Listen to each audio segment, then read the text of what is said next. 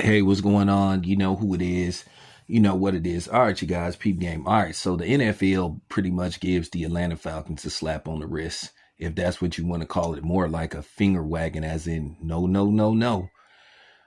Basically, the Atlanta Falcons basically was fined up to $350,000, which is like basically like $3 to maybe even 30 cents to a NFL owner.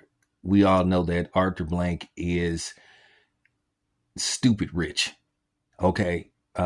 He has, he's a major stockholder in Home Depot. So he has bread. He's a billionaire. So basically, that was just a slap on the wrist and a slap in the face to basically Sador Sanders, more as if the NFL doesn't really give a fuck. Because to me, if I'd been the commissioner, I would have sent a message to the Falcons. I would have been like, y'all cannot allow something like this to happen ever again. Basically, Sador Sanders was basically humiliated. It was filmed of him being humiliated, and the world saw it. The Atlanta Falcons should have been fined at least $1 million, and they should have, or maybe even $2 million, and they should have lost draft picks for next year, at least two. They should have lost possibly a second or a third round draft pick. And to me, the coach, the defensive coordinator, he should have been suspended for at least 4 games. But no, they gave them a pass.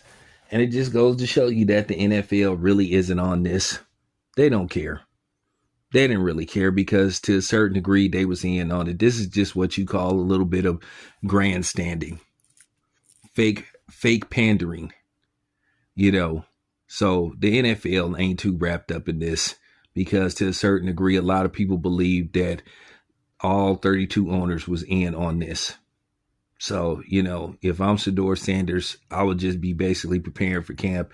I would just stay out of the media. I wouldn't talk on social media because you could make it worse. I would just be quiet until you get called to go to camp and leave it at that. You make the roster, just be silent until you make the final roster. And even when you make the final roster, stay silent till you win the starting quarterback job. Okay? Then you could talk a little bit. I just wouldn't even address the media.